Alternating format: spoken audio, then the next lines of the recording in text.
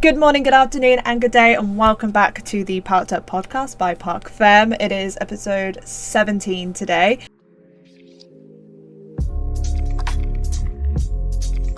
And as you might be able to see, we are Naomi-less this week.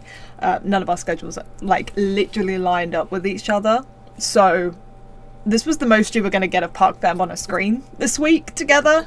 So here we are. We are literally filming this on the Monday, so everything is still running very, very high, and everything is still very on the brain, seeing as at 1 a.m. this morning I was still watching racing. Celeste had in fact fallen asleep at that point. 1 a.m? No, 1 a.m. I fall asleep as well. Yeah, you're 1 a.m. Well, you didn't reply to my messages for ages, and then read a bulk of them and didn't reply at half midnight, so that would have been 1:30 for you. So I don't know whether you slightly woken up, looked, and then just didn't actually see. I think that might be the case. Yeah, but we do have a lot to cover today. We have Formula 1, Formula 2 and Formula 3 who all headed to Monza. We had the World Endurance Championship, which was in America at COTA for the Lone Star Le Mans. We have IndyCar, which was in Milwaukee, I believe. Yes. And then we'll probably touch briefly a bit on MotoGP. I didn't watch any Moto2 or Moto3, but I did actually watch some of MotoGP to at least recall some bits of what happened. So we've got a lot to get through today. I feel like we should have set time limits.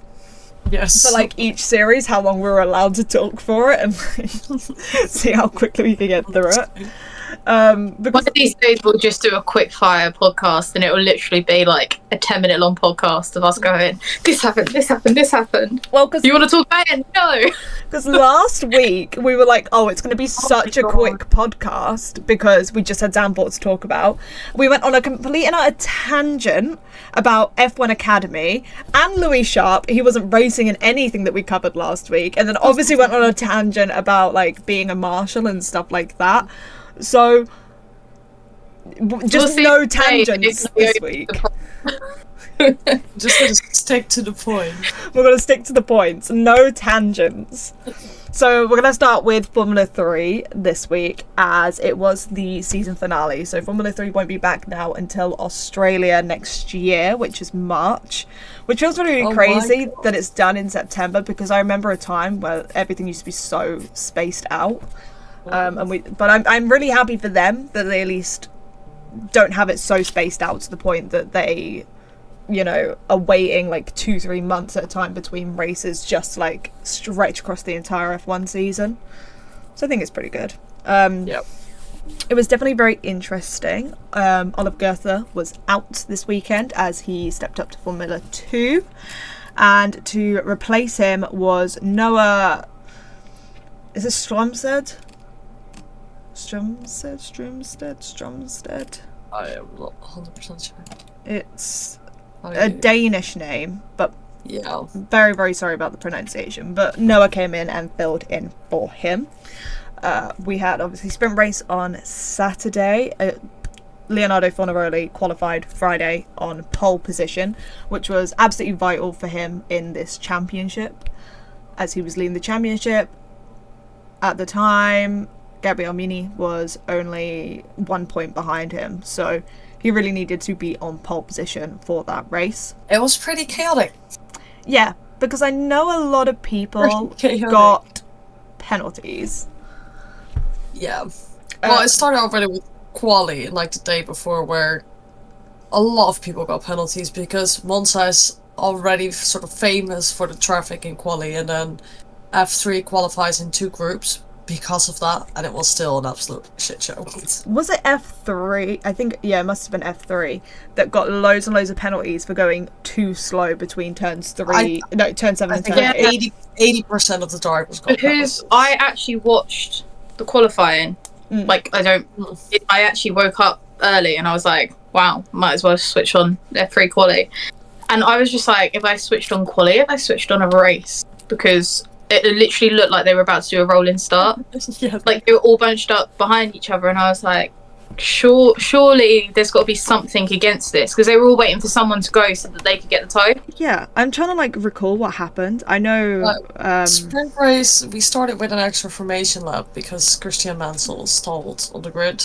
Yeah, I was trying to figure out what he did, because obviously all of a sudden he's just like this in the car. Yeah, he was like, I can't start. Yeah, so he was like brought into the pit lane, I'm assuming some sort of technical problem issue, whatever it was.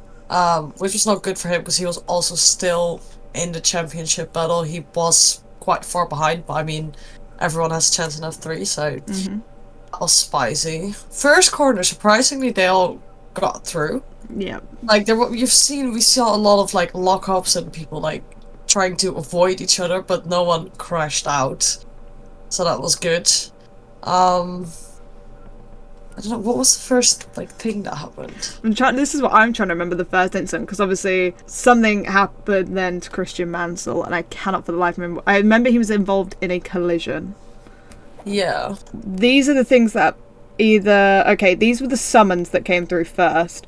So Cian Shields had a collision with Callum Boyson. Christian Mansell had a collision with Sophia Flush, so that'll be why he finished 22nd.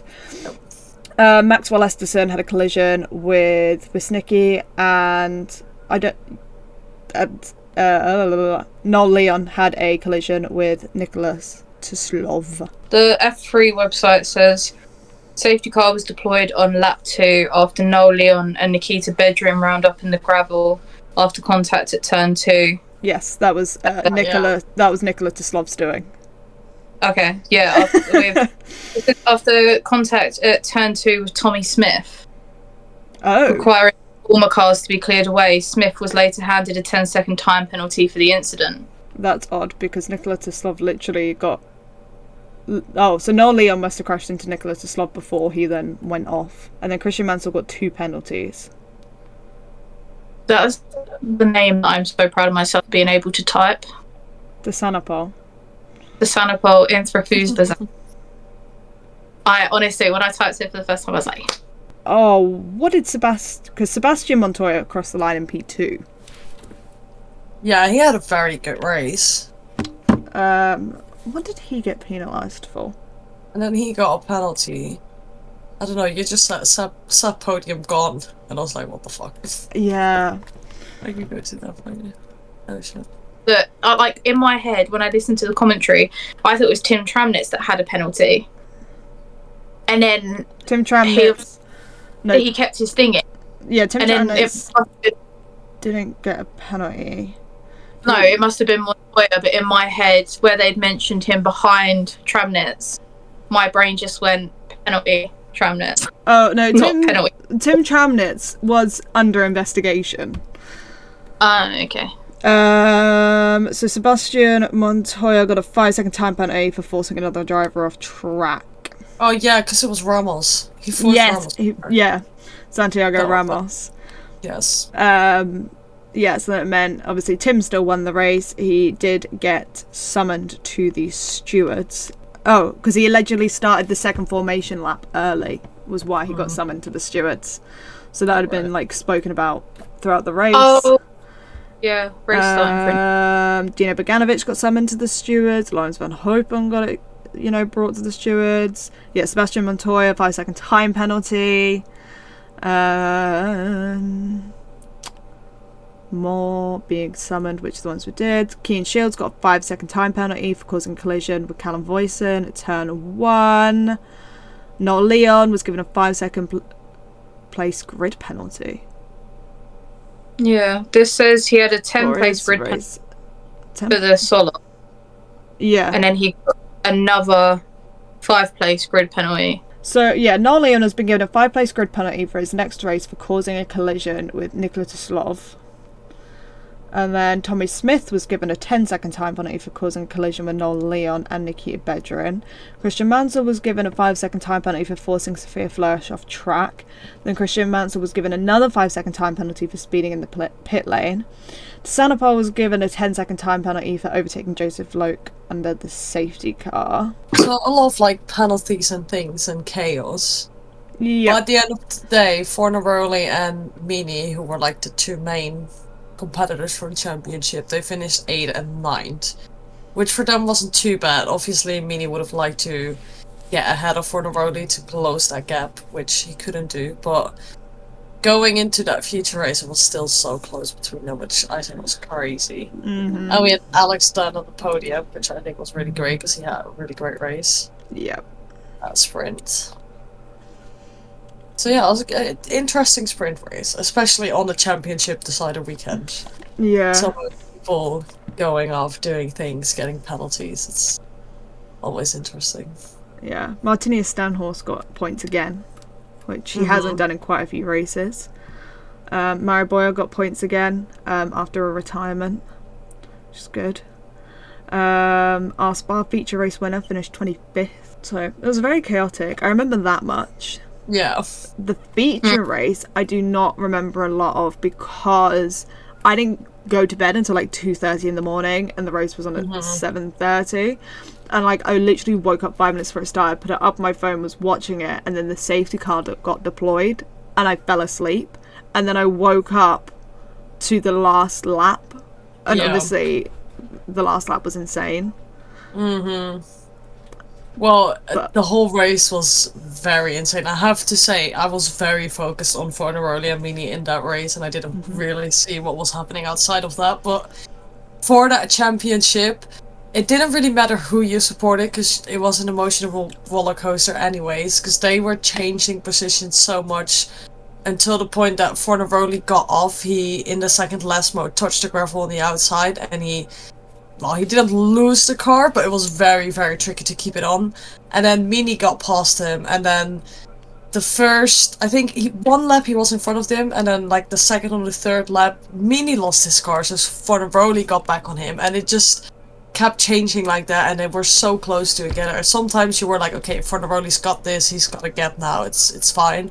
And then he made a mistake, and the Mini got in front of him, and it was so intense for a championship battle, for that to be the last race. It was so intense. And then, yeah, the last lap, Fornaroli overtook Mansell, because Mansell was in between Mini and Fornaroli, and with how the points were standing, it wasn't enough for Mini to just be in front of Fornaroli. He needed like more points.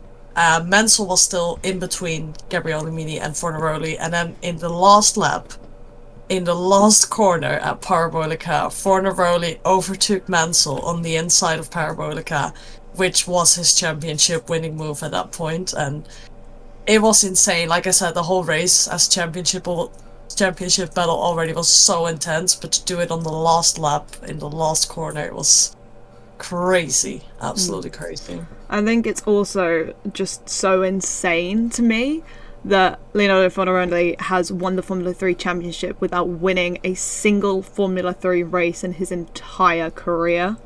Like, that just shows how you can just, if you're constantly consistent, wins don't matter. Which is absolutely wild. And I remember at the time when I was watching it, I was so heartbroken for Gabriele Mini, because there was physically nothing more he could do at that point.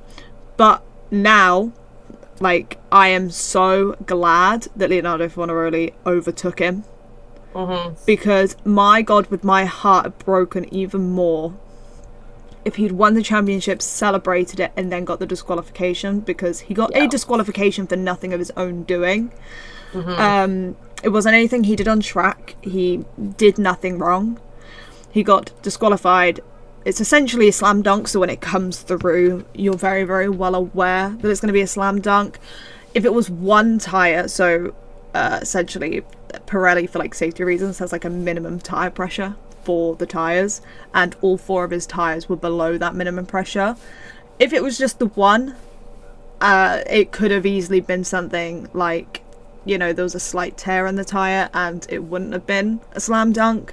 But the fact that it was all 4 tyres, like, I have no clue what went wrong for Prema there on that accord.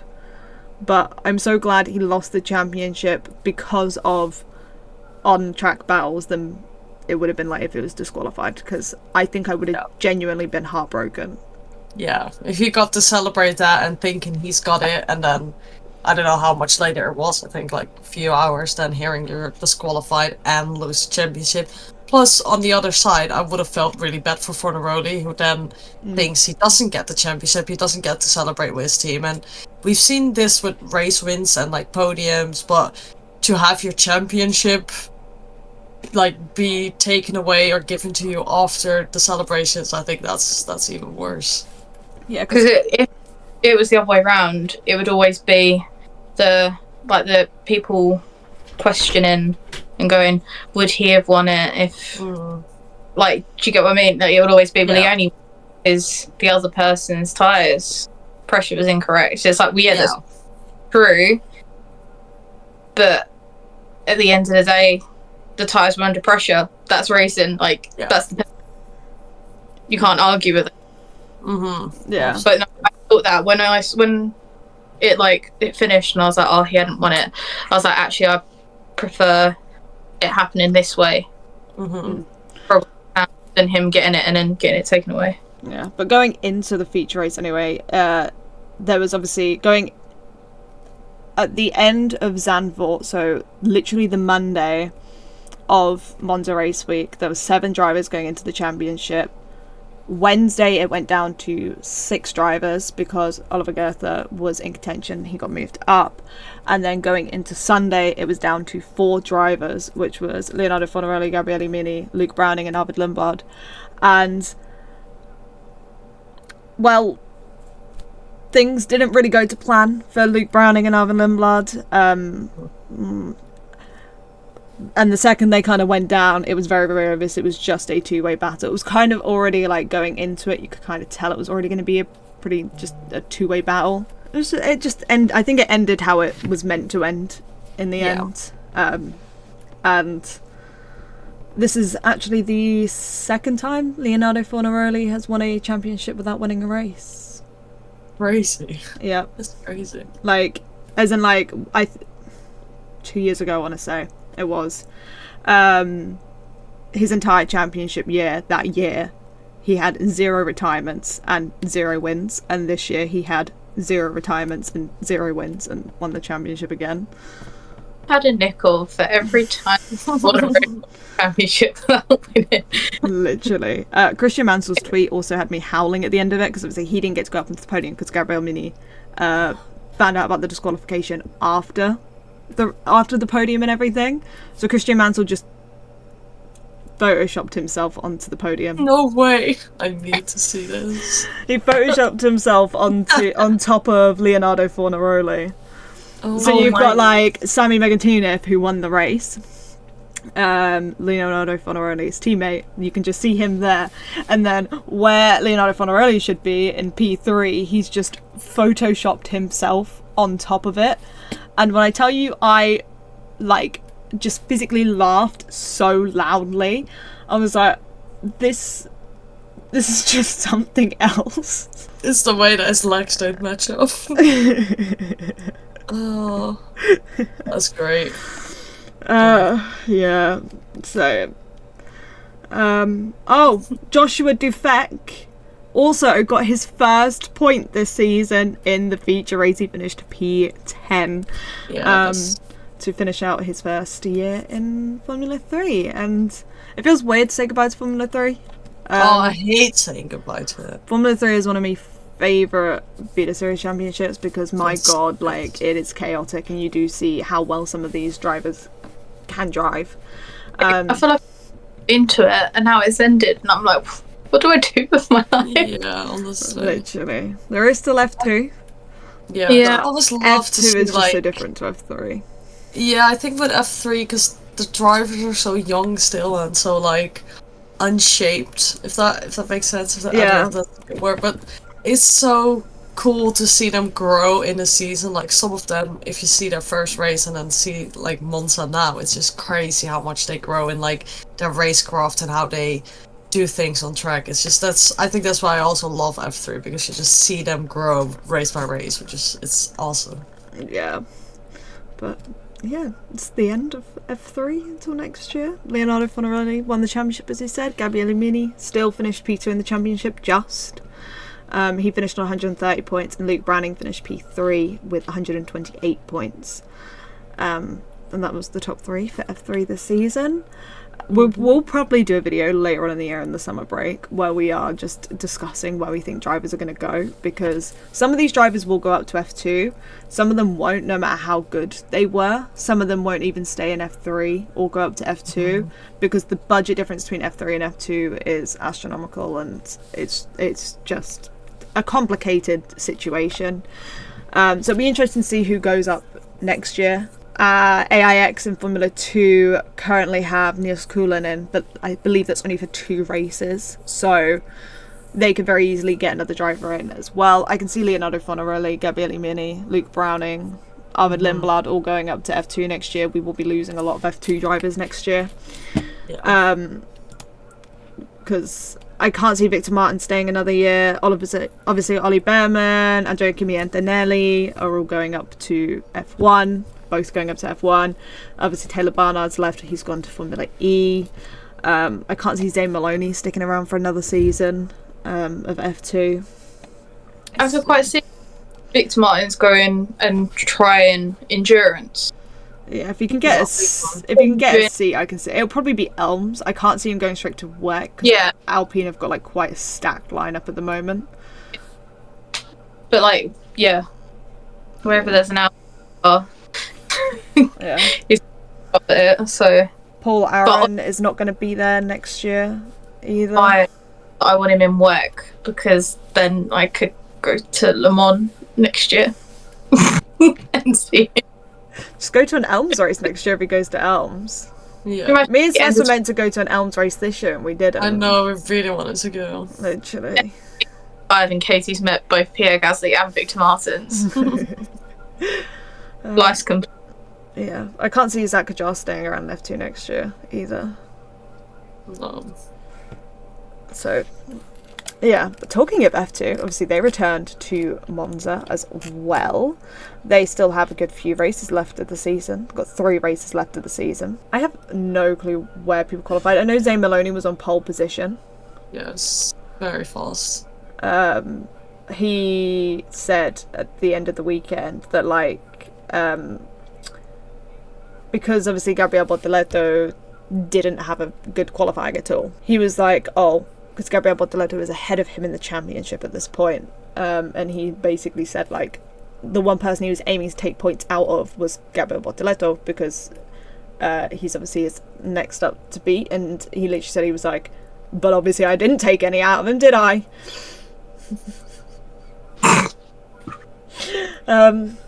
I love it when they get really sarcastic. I don't know what it is. I think I just relate to sarcasm.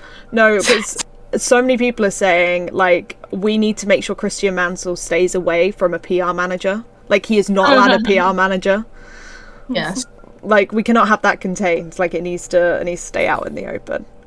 I only watched half of the sprint race, and that's because so something had happened on the Saturday, and I literally had to go into town. So I paused the TV because F2 was about to start. Didn't realise Sky only pauses for 30 minutes. So midway through the race, as I'm watching it back, and all of a sudden nothing's happening, and I was like, why does it keep pausing? Like, play. So I missed half of it. So didn't actually get to see Oliver Behrman win. I saw the moves that meant he won because they happened beforehand. But beautiful race from him. Yeah. Absolutely beautiful race. I know people like to come on and slander on his name because he's 14th in the championship and has an F1 seat. But it's just, it's racecraft, it's not results. The only way results matter in Vita Series is if it's getting you the super license points. Once you have the super license points, all that really matters is your racecraft, and they can see his racecraft. So, Ollie Behrman won. I was very happy with the sprint race results. 1, because Victor was on a podium. 2, because he finished a race forward without being taken out. And 3, because it was an Ollie Behrman win and Victor was behind, so I didn't get shouted at by Alice. I did get very panicked because Victor Martins was just like, you know, quite close behind Ollie at one point, and I was like, I was like, he better stay away. Like, he actually better stay away. I need an Ollie Behrman win again. Both Victor and Ollie were joined on the podium by Joshua Dirksen, and I feel like people don't talk about Joshua Dirksen enough, because obviously Kimi Antonelli went straight from Freca to F2, skipped F3. And because he was in such like contention talks for an F1 seat, everyone was talking about him like, oh my god, you guys are rushing him, everything like that. Joshua Dirksen also came from Freca to F2, like he skipped F3 as well. And he's just like, you know, like people just don't seem to like notice that factor. But he finished on the podium as well on the Saturday, with Pepe Marti just behind. So glad Pepe Marti was in the points on Saturday after a very shambolic Spa for him. Nothing to do with his driving for Spa. He was driving fine. He just so happened to be a victim. Zane Maloney finished P5, Jack Crawford P6, Enzo Fittipaldi P7, Gabriel Bortoleto P8. Did Gabriel Bortoleto qualify really, really low? Yes, last. He did qualify last. What happened? What, in which race? No, qualifying. Race? Oh, I'm not sure. I haven't seen qualifying really because I was working, so I just had some audio on it, but... Yes. Sorry, I was waiting for the yes because I was looking down at my iPad. Bortoleto got stuck in the gravel at the second Lesmo. Oh, yeah, that's true. Yeah, I say it. I knew he qualified like really not very well, but I just didn't know what happened. For quali now, because Victor caused the first red flag of quali because he went into the gravel, and then the second red flag was caused by Bortoleto. So me and Alice had a shit F2 quali and then a brilliant F2 sprint result. And I had an even better feature race. Wow, yes. Oh my god. Talking about Bortoleto. That man, like we said, bad qualifying, 22nd on the grid. Dead last. Dead last. Won on Sunday. Crazy. It's the first driver to do it. Go from last to first. Yeah. And up to. And yeah, because that was just wild. Like Crazy. He like everyone's like, oh, he just got lucky with the safety car, he did get lucky with the safety car.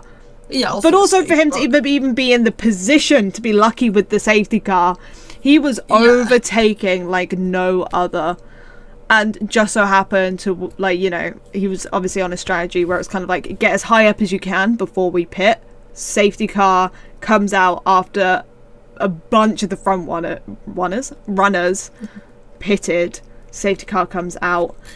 And, yeah, he managed to be in the net lead. And no one could overtake him. Nope. And he just drove a flawless, wonderful race. Yeah, finished with a 10-second gap, so it's not just lucky with the safety car. He just had a lot of speed in that car.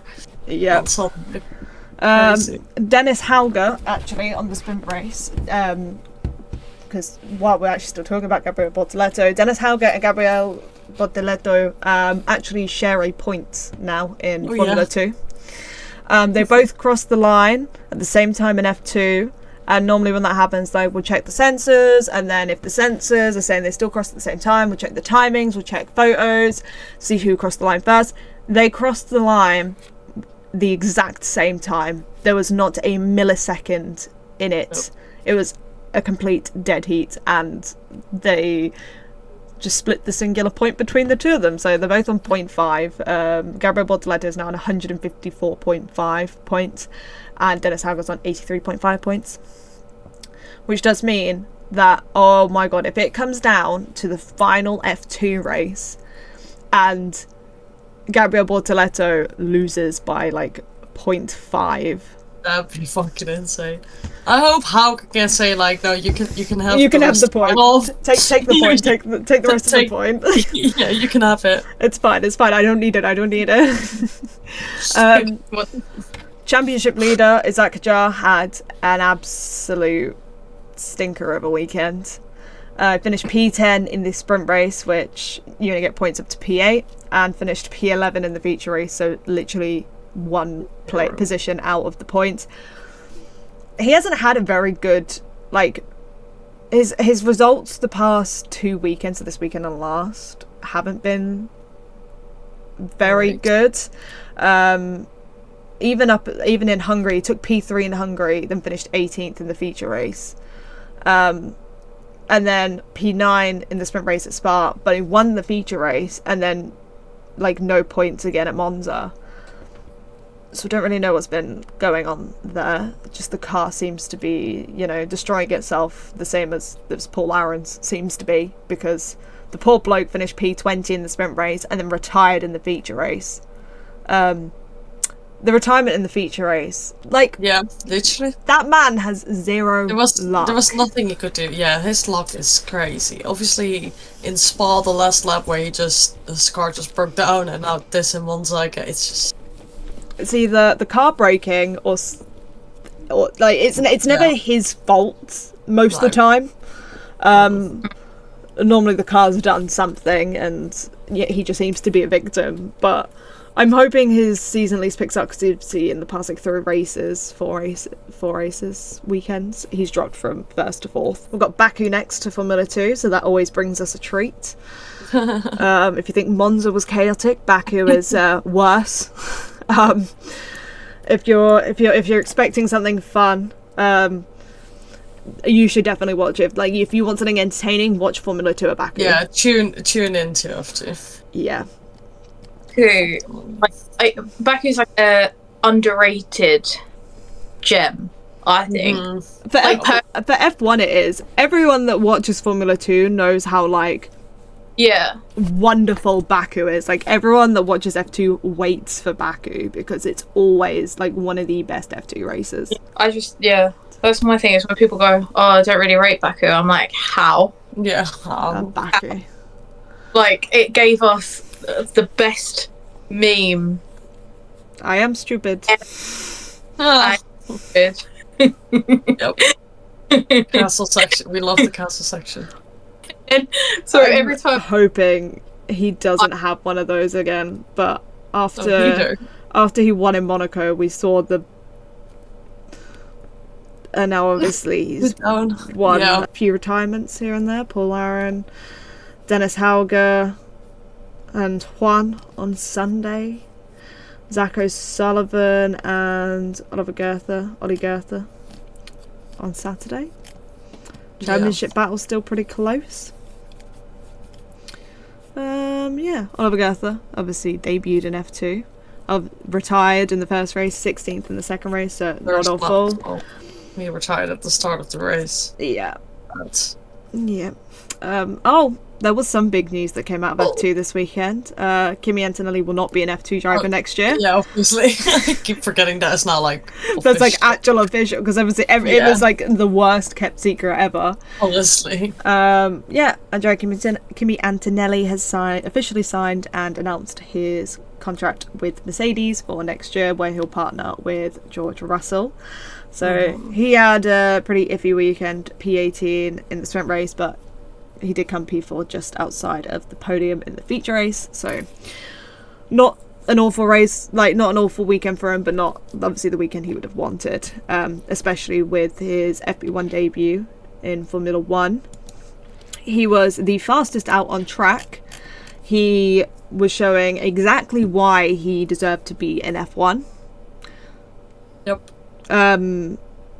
Until he put the car in the wall. George's face. Now, bearing in mind, I love George, but it's just the way he watched it, and he was like... It was like, what the fuck is happening to me? Because if the car's broken and they've got to, like, you know, fix it with stuff that's going to cause penalties, George would obviously be getting penalties for damage he didn't cause. So I think he was a bit stressed, but obviously these are just the things that they basically sign up for and have to deal with. It wasn't the first crash of the weekend. The first crash in FP1 wasn't the first crash at the weekend. We had an Aston Martin going off. Yeah, Aston Martin in F1. Yeah, I just my dad. It was actually my dad phoned me and he went, "By the way, there's been a crash at Monza," and I was like, "It's a Thursday." I was like, "What do you mean there's been a crash?" And he was like, "Well, the bloke I work with was like said on Twitter, so it's come up, and he was like, a safety car's crashed," and I was like, "Huh?" What? Mm-hmm. And it just comes up with a photo, so I put it through on our group. I'm like, "Safety car's crashed." Mm-hmm. And honestly, Bert, oh my god, Bert, Mylander, honestly, like, he was the best person to be behind the wheel of that safety car when it crashed, because the way he basically protected himself and the other driver, like the other passenger in the car, was like chef's kiss. Yeah. Because he forced it into a spin, didn't it? Didn't Yeah. it? Like, the energy would... So it would like drift basically off and Yeah. into the wall instead of like getting like Yeah. huge. still destroyed that car. Yeah. When they I was like, oh, black in Zandvoort at Celeste Corner, because she would have gone ballistic. My barrier. Which driver was it that ruined your Tech Pro? Hulkenberg, the other one. The other one. Qualifying, Lando Norris was on pole position again for Formula 1 this weekend. He was lined up with Oscar Piastri next to him and George Russell right behind him. I was happy on Saturday with George Russell P3 in qualifying. I was like, brilliant. Regret being prematurely happy because it's Monza. Glad he didn't go into the back of Oscar, but still. Franco Colapinto, obviously his first qualifying in Formula 1 was this weekend. Qualified P17, was it? He did really well. Yeah, which obviously P17 doesn't sound like it's really good, but it's decent for your first ever like F1 qualifying, especially in the Williams. Alex Albon qualified P9, so it wasn't like awful. Like obviously the Williams is normally really good around Monza, so it was expected to have slightly better results. But I'm impressed Franco Colapinto finished P17 in qualifying. I was expecting maybe potentially like P20, P19. Yeah, I was thinking it was gonna go last, because you have to understand that the people driving F1, they've been doing it for years, most of them at least. So to get in the F1 car and be competitive with the back of the grid, like, I know the back of the grid is like often mocked, but these are the 20 best drivers in the world you will find. So going into that car, doing your first like competitive session, because obviously FPs is just a lot of testing, but doing that on like the most pressure you will probably ever feel, and then being competitive in that last group, I think it's incredible. It is. He did a great job Saturday. He did an even better job on Sunday. Much better than I was expecting. But obviously, you know, it was... So Logan's best finish was 11th, like P11. That was at Silverstone. And Franco finished P12. So I don't think that's really awful. He was 2 positions away from the points. Alex Albon started P9 and finished P9. So to start P17 and make your way up to P12 with Really only one car retiring. Really impressive. It's pretty good. He finished ahead of Daniel Ricciardo, Esteban Ocon, Pierre Gasly. Who else did he finish ahead of? Nico Hulkenberg, then Zhou Guanyu and Valtteri Bottas. So, and Lance Stroll. The stewards were very, very busy this weekend. Yeah. Like, some very interesting decisions as well, again.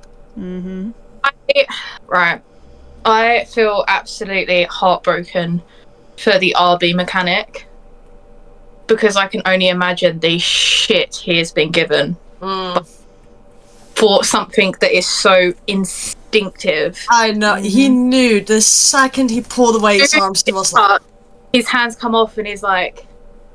Yeah, he knew. But you can't stop that. If you don't believe in muscle memory, look it up, Google it, whatever. But, like... it's just something you don't have control over, and it's just it happens. Everyone makes mistakes, and this is just like human error. And for context, there was contact between Ricardo and Hulkenberg. I'm pretty sure that was the incident that it came from. Yeah, it was the way he pushed him off. 5-second time penalty. It's come into the pits, serve is 5 seconds, and then while he's doing the time penalty serving, mechanics are not allowed to touch the car. If they touch the car, it's a void, serving of the penalty, so they'd have to do it again. Ricardo pulled in. The mechanic instinctively reached out and touched the front wing to stabilise it, which is what his job is to do when they hoist the car up onto the jets when they're changing the wheels. And he literally it must have been for sort of like half a second, he pulled his hands off, but it invalidates the stop. Yeah. So, yeah. What did surprise me at that, though, is because he obviously knew he touched it and the penalty wouldn't count. So I'm surprised the team just still waited. I don't know if it was 5 seconds, but I feel like they still waited an awful long time to... No, they waited that whole change 5 seconds. Yeah, because everyone, or at least around that mechanic and the mechanic himself, he knew, okay, we lost, the penalty, we have to do that again, so why just don't, go change the tires, do it. I didn't know why they wait for that. Didn't see him do it, because they originally were like, oh, did they not actually stop for the full 5 seconds? Someone's stopwatch faulty, and then when they showed the replays, they were like, oh no, the mechanic touched the front. Yeah, I hope wherever that mechanic is, that is okay. Yeah, honestly, I mean, it can happen. A driver can crash, a mechanic can make these kind of mistakes. It is what it is, but yeah, I hope he's not getting too much shit for it. Yeah. Then, obviously, upgraded, because he failed to serve his time penalty, so it was upgraded to a 10-second penalty. So, to be fair, it was an impressive finish, bearing in mind he technically served 15 seconds of time penalties. Yeah. It was actually... It was a very, very chaotic race, though. Obviously, from start to finish. Yeah, absolutely. Obviously, off the line, Oscar immediately lunged on Lando, up the inside, up the outside technically, and then had to brake to go into turn 1. Broke right in front of George. Yeah. Clipped his front wing plate. He then proceeded to have to go through his little wiggly bits, came out the end, and then we had to listen to Sergio Perez complain on the radio for 3 laps, saying George must pit, his car is dangerous. His car wasn't dangerous. Didn't need meatball flagging. It was, maybe when the bit was flapping, but the bit flapped for maybe not even half a lap. Yeah, it came off pretty quickly. He wouldn't have even made it round to the pits before it fell off, so he didn't need to. Mercedes said it wasn't really hindering his performance at that point, and they pulled him in when it started to hinder his his performance, and then changed that out. The Red Bulls seemed to have it out for Mercedes this weekend. First we had Max Verstappen on the radio saying the Mercedes is driving on the racing line, and they're like, yeah, where else do you want them to be? Yeah, we normally do in F1. Yep, and then Sergio Perez is obviously like, George needs to pit, his car's broken. And they're like, yeah, he's aware. And then obviously they come onto the Mercedes radio and go, yeah, the car's fine. Ignore what the other teams are saying right now about you. I was like, oh, shady. I have 2 things. One is Sergio Perez is very hypocritical when it comes to complaining on the radio about cars being damaged, when I'm pretty sure it was his car that was one of the most damaged I've seen, and he just carried on driving. It's kind of like, you've got it at points for something far worse. And also, I would, if Jeannie came to me tomorrow and gave me 3 wishes, my first wish would be to be a fly on the wall to whatever has caused Red Bull's halt. Yeah, I'm like, I never thought I would be so angry at Red Bull for doing badly Like, oh my god. I was sat Sunday in front of my TV going, Max, I really need you to get a move on. Like, I actually need you to, like, be quicker. Like, I don't know what, like, he finished, where the hell did he finish? P6. Yeah. Like, what happened? I need you to be quick again. Like, I cannot keep dealing with this. I need them to be quick again because I need the battle. Like, I want new people to win, but I need the battle while it's occurring. And obviously right now, the only battle the McLarens are having are with themselves. Honestly. And so I need, like, a third party to go in, and, like, the Mercedes just isn't quick enough for it. Thankfully, we had the Ferraris this weekend. Never thought I would be saying that right now, but thankfully we had the Ferraris to help with the battle. But that's not helping with the championship battle. That's and Ferrari wasn't quick enough. They just, also surprisingly, just had the better strategy. Had a phenomenal strategy. The car wasn't quick enough. I mean, we have to, like, be realistic on that. It won't be a battle because the car is not quick. Yeah. I think McLaren says, right, we're on Ferrari's home track. Let's adopt their strategy this weekend. Yeah, I don't... Yeah, maybe. Strategy, just go and try and do once. I've had to mentally log out from Twitter because, my god, would some of the people on Twitter have had an absolute, like, they would probably have had a heart attack if they watched races from the early 90s.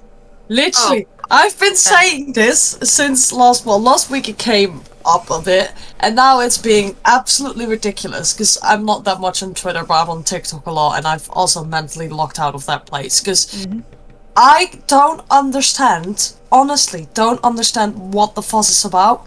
I honestly don't. You can clearly tell that these people have never seen Michael Schumacher race. Because as much as I love Michael Schumacher and as much as I think he's a hero of our sport, but he was one with an ego. He was one with mind games and one that wasn't always the fairest driver on track. If you see Sebastian Vettel, Lewis Hamilton when they were young and racing, I mean, I'm sorry, but people complain that Lando Norris had Simply Lovely on the race. But I remember Sebastian Vettel deliberately crashing into Lewis Hamilton in Baku. But still, everyone loves Sebastian Vettel. I mean, it's just, people are not used to anything. Have they seen people like James Hunt, Niki Lauda? I mean, honestly, it's nothing what's happening now. This is nothing. If people can't survive in today's age with all of this. Oh my god. Imagine them. James Hunt and Niki Lauda. Oh, honestly. Lewis Hamilton, Nico Rosberg, they would never survive. Yeah, because everyone keeps saying that, like, surely McLaren should have learned from, like, 2016, right? Like, but it's like, also, you have to remember that Oscar and Lando are two separate individuals. Oscar is doing everything he can for the team's championship. Yeah. And realistically speaking, if Oscar does not want to help Lando with the Drivers' Championship, he doesn't have to, because Oscar gets nothing from Lando winning the Drivers' Championship. Oscar gets stuff from McLaren winning the Constructors' Championship, but he wouldn't get anything from Lando winning the Drivers' Championship. He realistically doesn't have to help his teammate get, you know, the Drivers' Championship. And people keep bringing up the whole, like, Hungary. And I agree, the Hungary situation was very, very messed up. Yeah. However, Monza and Hungary were not the same circumstances. Hungary, it was a case of they accidentally undercut Oscar with Lando when they weren't meaning to. And thus they basically just wanted Lando to give back the position they did not mean to undercut because they messed up the strategy. And do I think they should have done that? No. Just let them race. It's, you know, it is not the same as Oscar getting ahead of Lando before the end of lap 1 and just driving away with it. Like, that wasn't a case of, oh, the team have accidentally undercut Lando with Oscar. It was the case of Oscar raced Lando on track. Oscar got ahead. Oscar was the quicker car. Literally. In Hungary, Lando was the quicker car, and I'm not saying I agree with McLaren's decision to make them swap. I'm just saying the two are not the same, and No, shouldn't not at be all. compared to each other.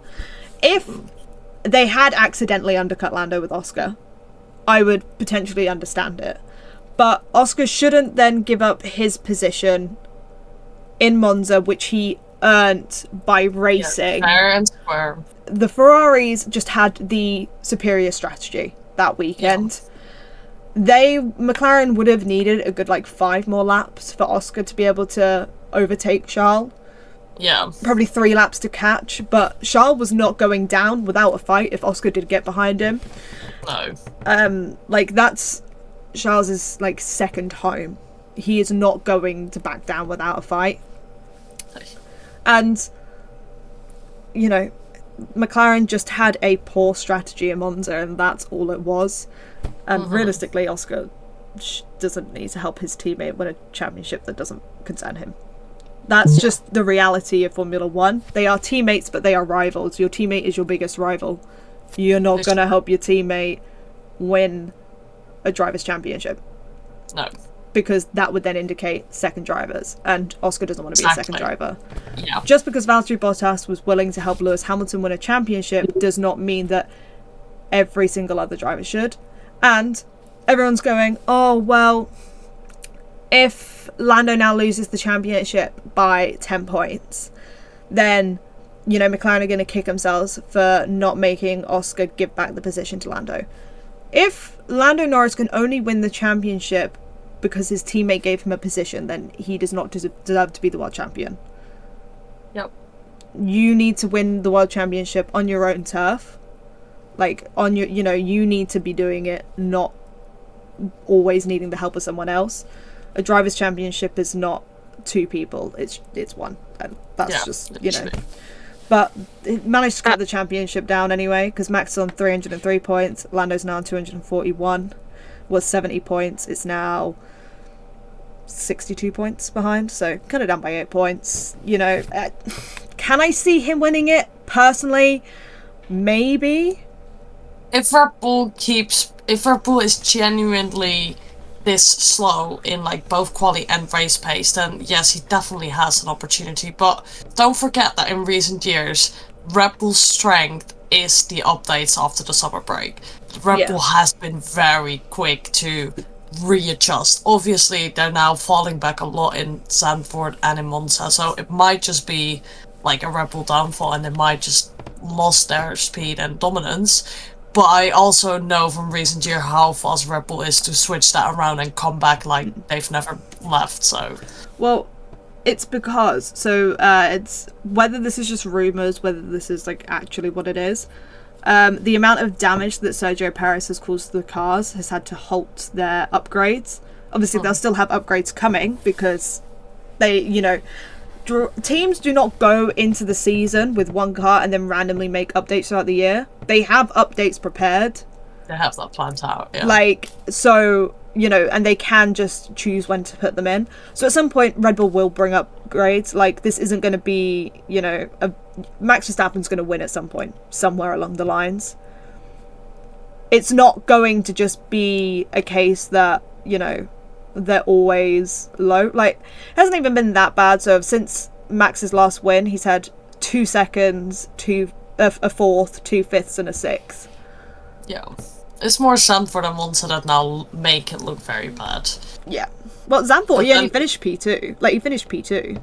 Oh, yeah, true. It just so happens that he was 22 seconds behind Lando. Yeah, I was going to say, it was more the speed that made it. The one thing as well on Twitter is that people are like, haha, I love this new era. I love this dominance. I love this new era. But you were the ones complaining when it was Max winning by 20 seconds. So you cannot pick and choose. I complained when Lewis Hamilton was winning by 20 seconds. Yeah. You cannot be excited that your driver's winning by 20 seconds and complain when another driver wins by 20 seconds. The hypocrisy has grown massively this season, and I need people to rein it back in a little bit and just remember this is just competitive sport, and these things happen. It always happens that there is an era of dominance. It was Ferrari.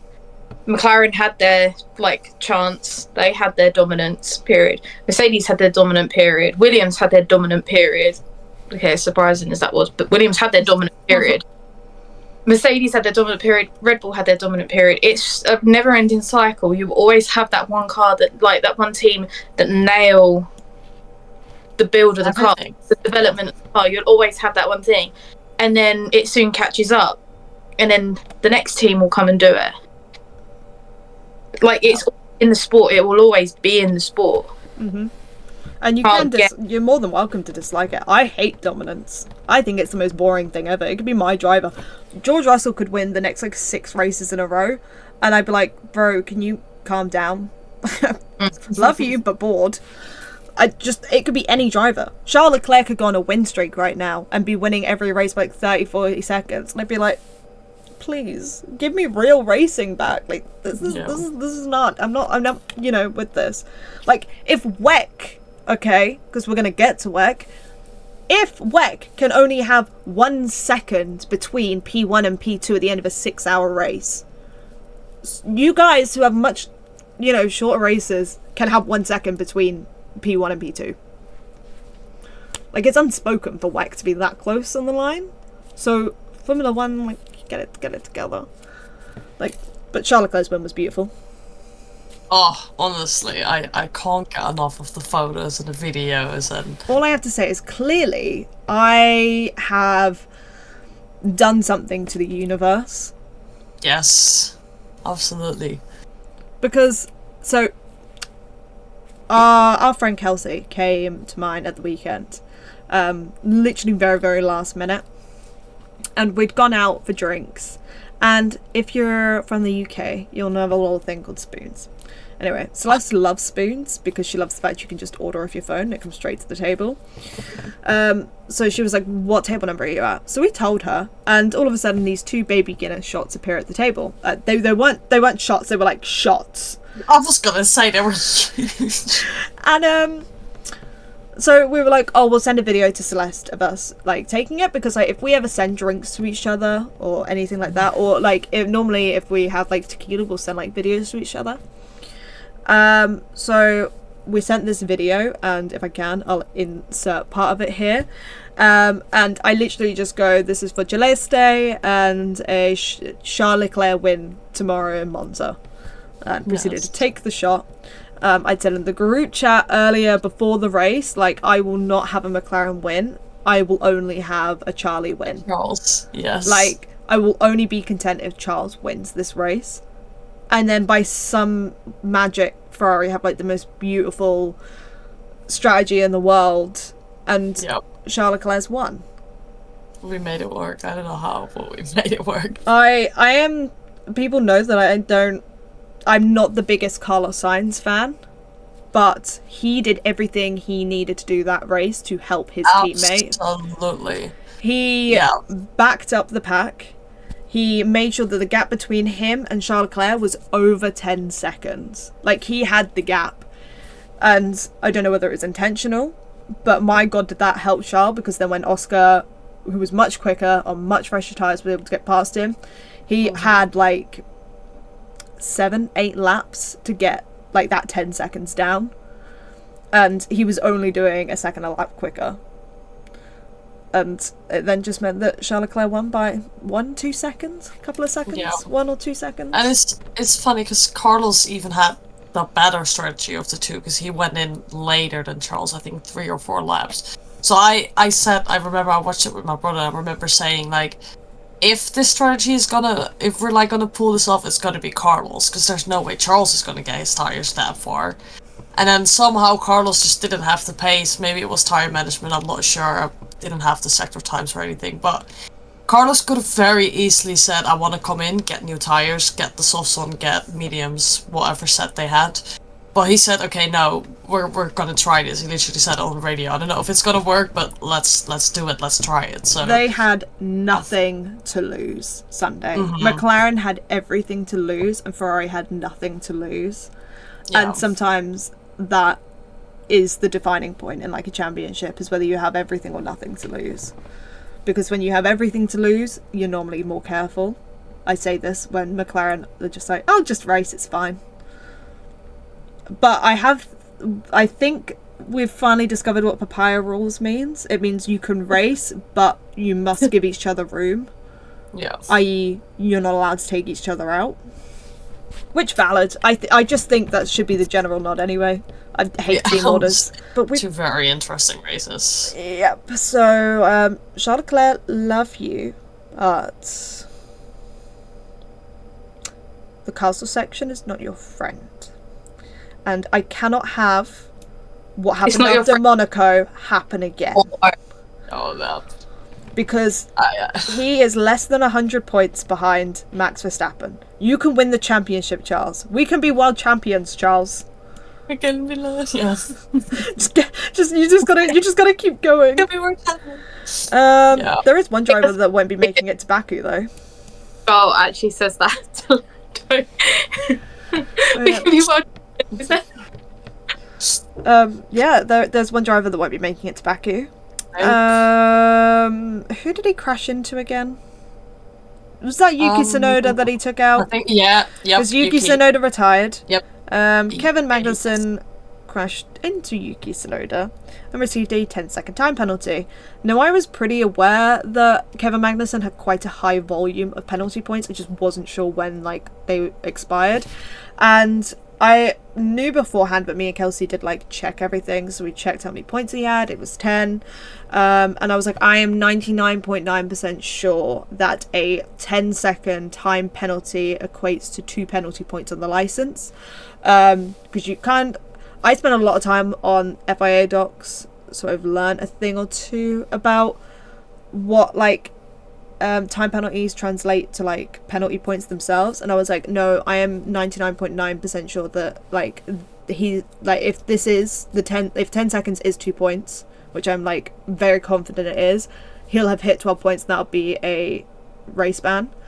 So we're trying to figure out whether it's, a car, the car that got banned or the driver that got banned. But it is the driver that gets the ban. So they can race another driver. You would assume that it's going to be Ollie Behrman, but it's obviously not 100% guaranteed. It could be Pietro Fittipaldi, technically. Haas basically have to go and ask Ferrari if they can have Ollie Behrman. It's essentially what has to happen. And they have to hope that Ferrari are going to be willing to let him go. Yeah, because for anyone not knowing, Ollie Behrman is their reserve driver. That's why he already raced for Ferrari and why he's having points currently at this F1 season. Yeah. So yeah, obviously it means that if Haas wants to take Ollie Behrman, Ferrari don't have a reserve driver anymore. So yeah, that's why we're saying I have to ask if they can have Ollie Behrman. Yeah. So that's just currently what they're checking. We'll probably find out this upcoming week, next week at some point, who will be replacing Kevin Magnussen. But at least for the rest of the season, after Baku, he can go ham again. Because all of his points get wiped off of his license and he starts on 0. He could have an absolute mental Singapore, Miami... No, that's COTA. Singapore, COTA, Mexico... Brazil, Las Vegas, Qatar, Abu Dhabi. He could go wild if he wanted to. I think he should, personally, seeing as he doesn't have a race seat for next season. Yeah. Could be his last year in F1. Go ham, baby girl. Go, do it. Because I'm all for us having good drivers in, right? And I love, when, people that should be in F1 get to F1, but we need to stop getting rid of people like Kevin Magnussen. I need the entertainment to remain. We got rid of Nicholas Latifi. We're getting rid of Kevin Magnussen. We're not going to have anyone. We still got Lance Stroll. Yeah, but Lance Stroll doesn't cause stress. According to Oscar Piastri, is driving like he's driving his first go-kart race. This is the thing as well that I don't understand why people have are angry at Oscar for the way he's reacting. Did you guys not witness his F2 season? That man has zero chill whatsoever.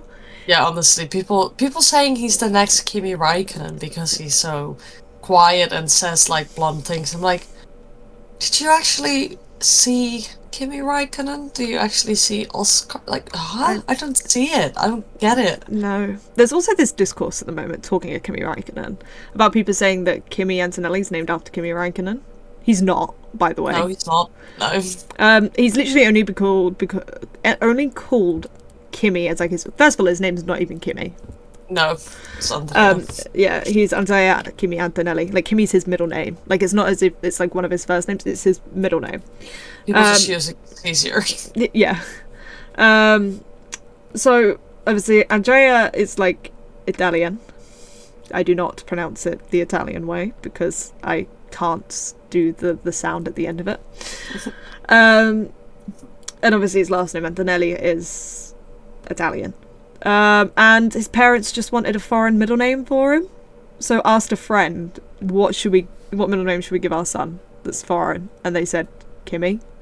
And hang on, I can tell you exactly which friend it is because I was helping Chris McCarthy out with this. Random, I know.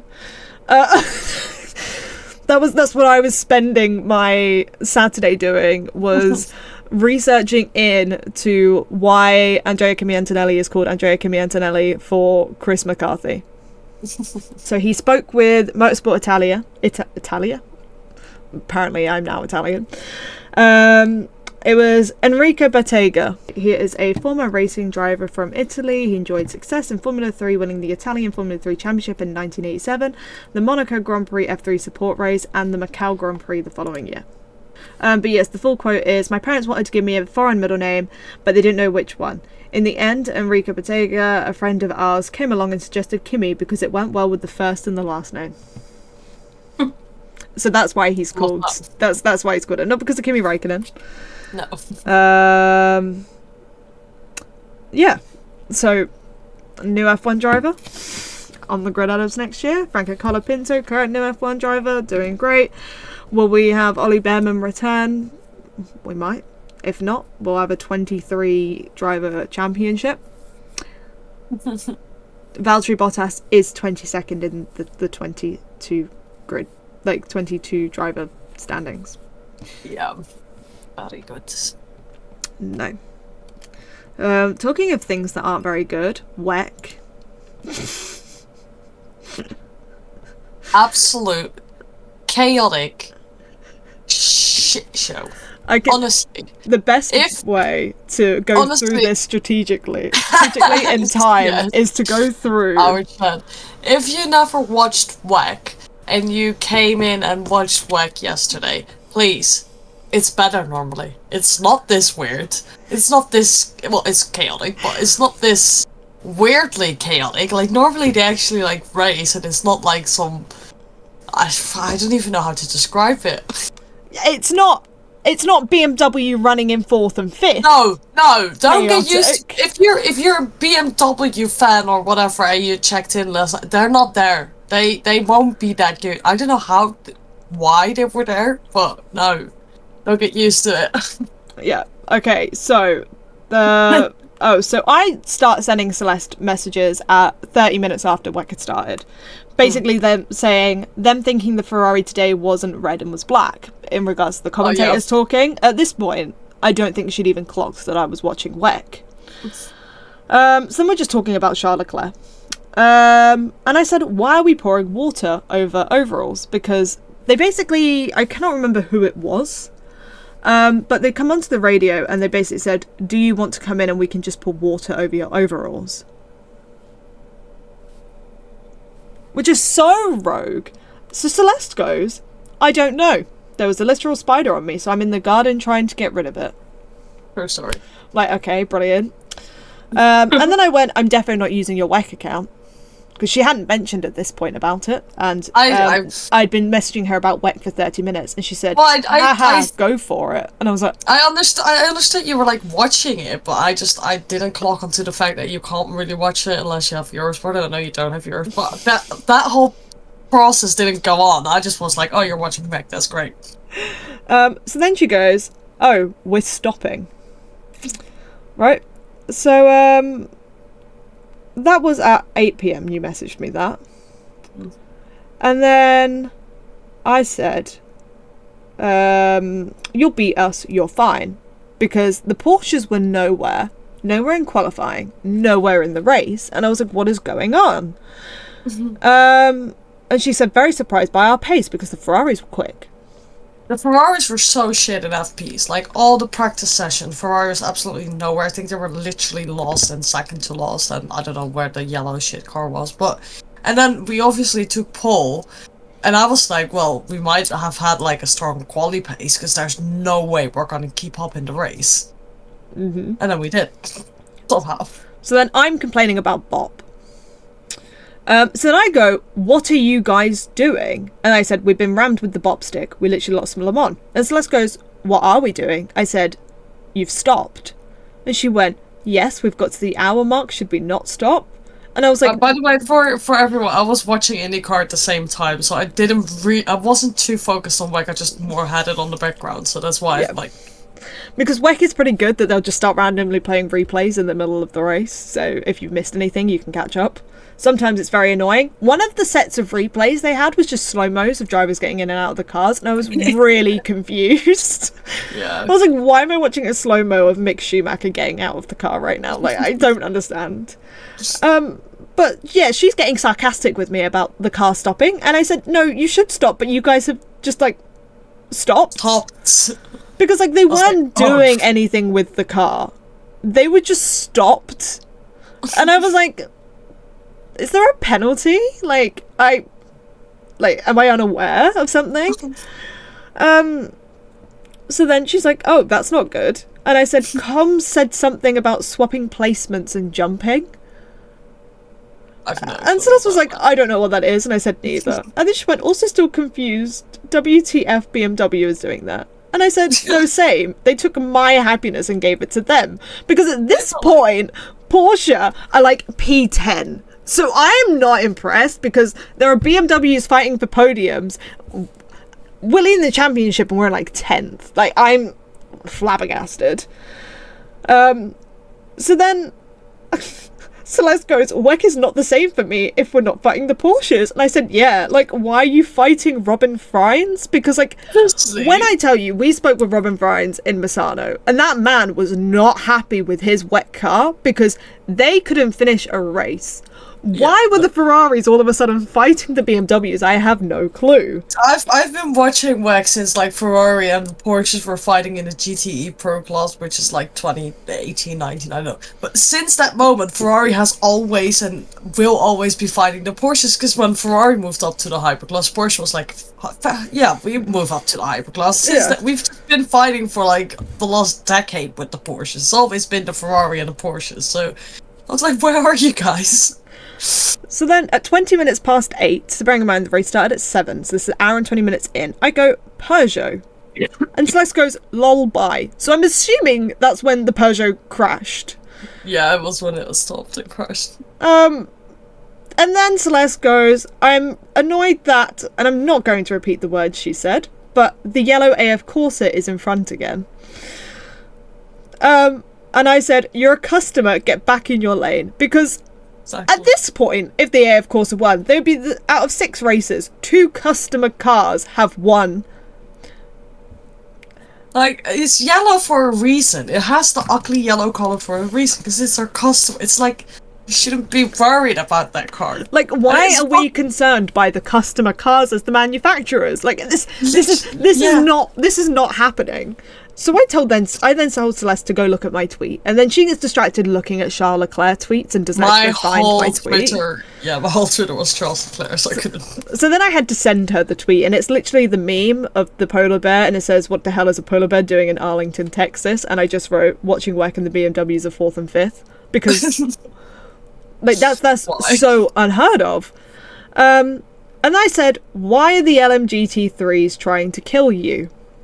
Twice. They did it twice. So this is 25 minutes past. I said you know how the Ferrari made a pit stop and stopped and shit, and then the GTM, GT, LMP, GT, whatever they're called now, they crashed into us twice on both cars. Both the 51 and the 83 has been crashed into by GT cars. Blue flagged GT cars. So, oh yeah, because then we started having this really emotional moment because I said, do you think Fuoco was watching Monza earlier cheering on Charlie? Because, like, Fuoco and Charlie are besties. So we're having this really emotional thing. And then Sus goes, we're being attacked by a bloody BMW. Now, so the Ferrari is going around like this, the BMW is going around like this, and the LMGT3 is just chilling in between them. Oh.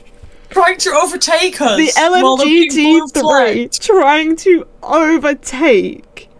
And I went... And the Sus goes, I said out loud, this BMW is really getting too close to us. And Harold just went from the other side of the room. BMW didn't know they were in WEC. So then I went, ... you good?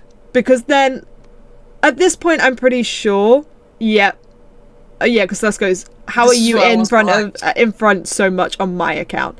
So I believe this is then where they got punted by the LMGT3 and were then stuck on track. But then I went Stoffel. But Stoffel wasn't the victim here, so I don't know why I was complaining about Stoffel. I'm not sure. And you went, why always the 51 move? It's always. Why is it still there? It moved. Vi. We're lost, but Vi. I said 4 hours to go. You can still win. We stopped on track and then we moved again. And then I clearly foreshadowed because I went Jota 6th and 7th. Let's go. Because if the Porsche is going to do bad, I'll support the customer teams because I like the Jotas, okay? And then Sus goes, win. Bro, we're rolling to the pit lane. And I said I was staying hopeful. And then she goes, we've got a BMW on the podium. Nothing is going well this race. Because, like, when I tell you that this is unheard of. So then the Ferrari rolls slowly around the entire track to get to the pit lane, right? I'm giggling to myself because of the way it's rolling so slowly. And honestly, I got my instant karma.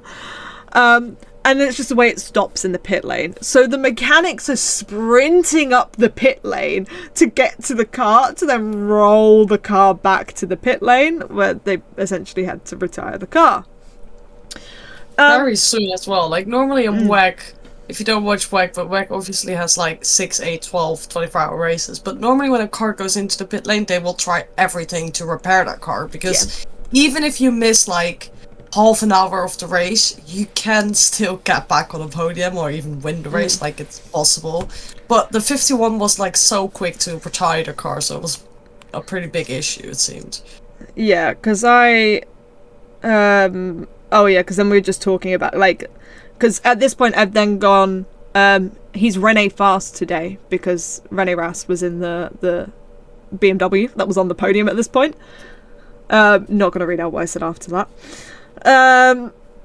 So then, yeah, we're just talking because at this point it's like yellow because there's a Ferrari trundling around the track. So then, okay, okay, so I went the mechanics running with crying emojis at 2052. At 2054, I go, only the best teams are in the pits right now. And then this is then when Ferrari gets rolled in. And the Jota had gone into the pits. And I'm pretty sure at this point we'd just gone in to change drivers. Yeah. So then we're just talking about this. And then at 21:13, I messaged Celeste, hey. Bearing in mind the last message I sent was at 20:56, so it had been 15 minutes. And she goes, hola. I said, any invites open for the not wishing to be here anymore because of WEC party. I just worded that very differently. And she said, your car is still driving, so not yet. Because, as I said, the Jota went in, they changed drivers, the Jota went out, the Jota start going slowish, so the Jota come back in. They check, they go, no Norman, everything's fine. The Jota drive out. The Jota stop as soon as it gets out the pits. And then we have to trundle around the entire track because it stopped just after the pit exit.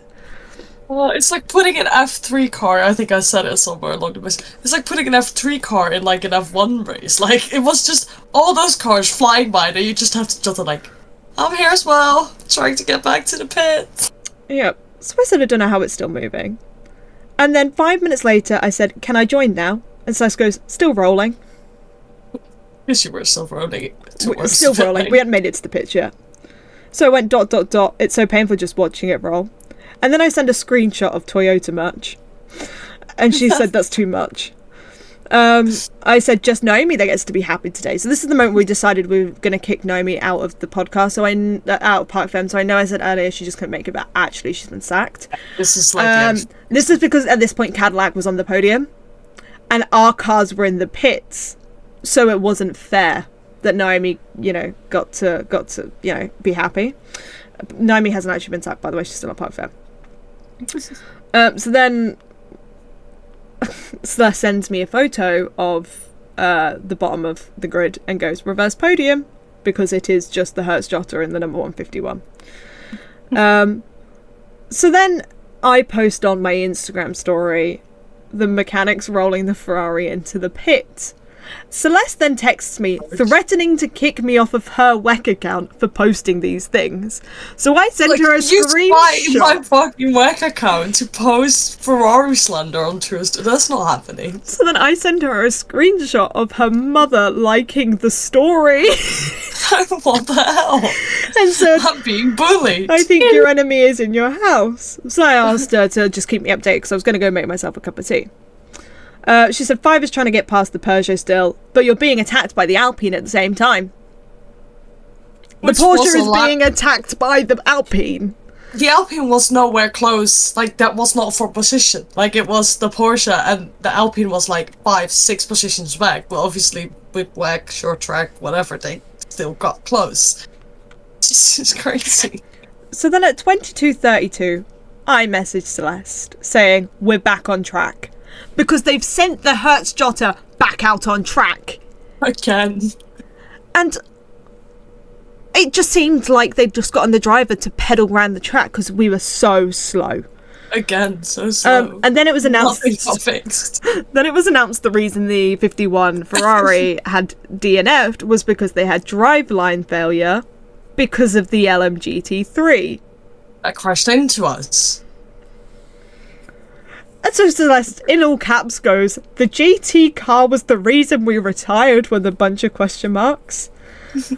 And then she goes, I feel like Max Verstappen in Brazil and the GT car is Ocon. That's what happened. And I said, see you shortly, and then said, excited to be back. Missed you, because the Jota had finally made it back. And she said, yeah, missing you.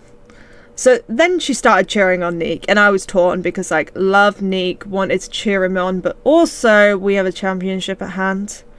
And at this point, the F course is still leading. And I said, can't believe there's still 2.5 hours left. And then celebrated because we finally made it back to the pits. And then she goes, can't believe we've been running 1, 2, 3 in less than 4 hours. We've broken down and been overtaken by a BMW. Crashed into a GT twice. And then at 22:42, they send the Hertz Jota out again. Again. And then Celeste goes, do you think this is what it looks like if we get F3, F2 and F1 together? F3 cars just rolling by trying to avoid the rocket F1 cars. So then she stopped replying, right? So it's just a bunch of chaos.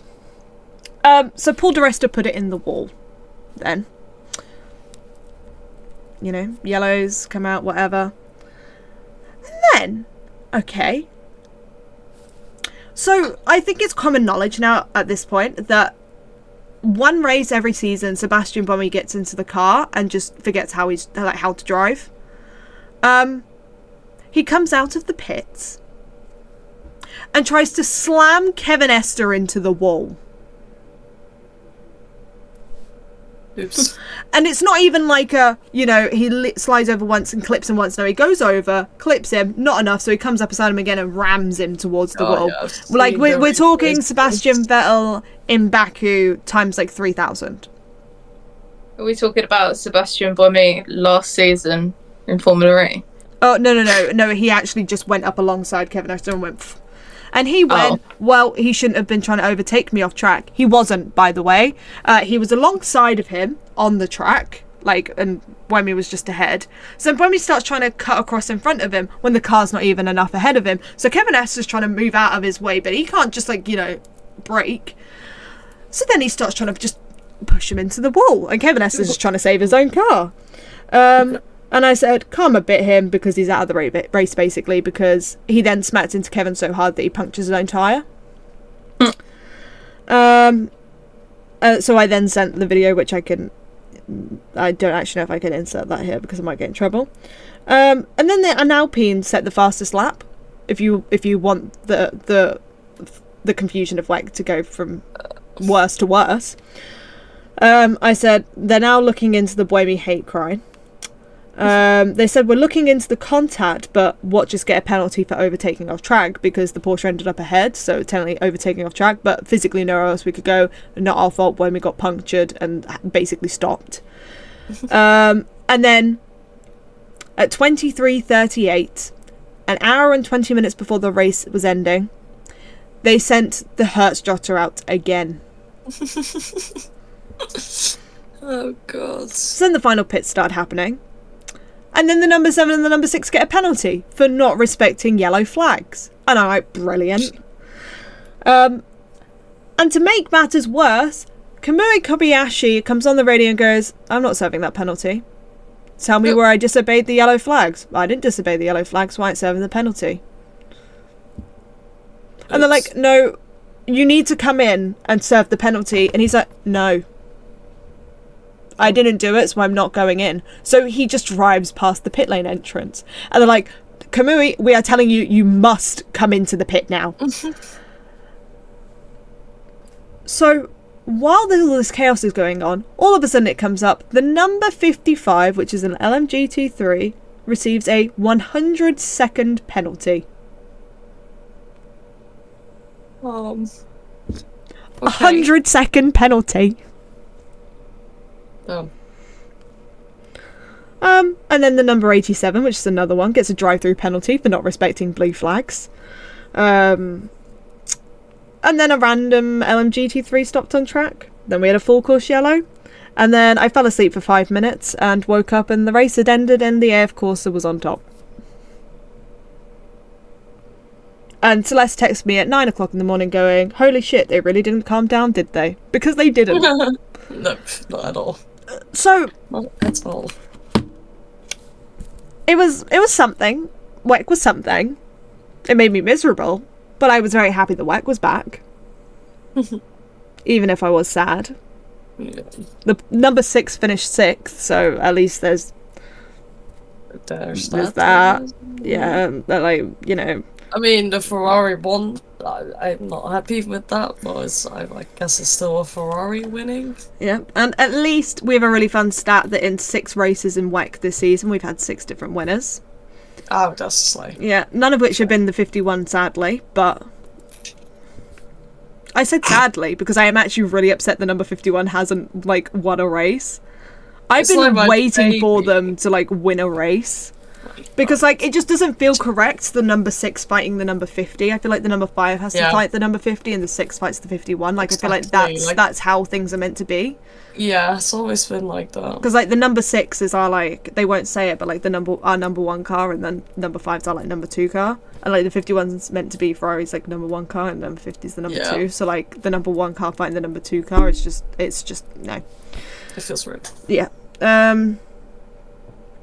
None of the BMWs finished on the podium in the end.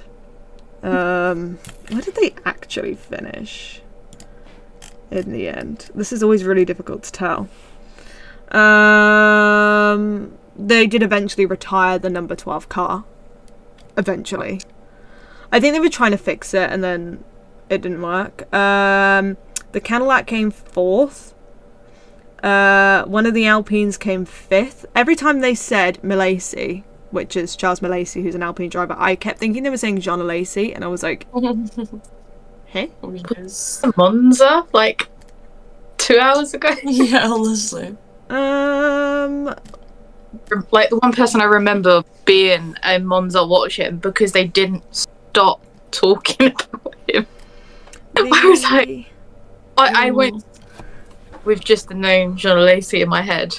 What happened to Renee Rast and Robin Friends' BMW? Because they finished 13th. Oh. I think they had a little crashy crash. I think. But the How other BMW finished 8th, so... Yeah, I just saw. How did who do?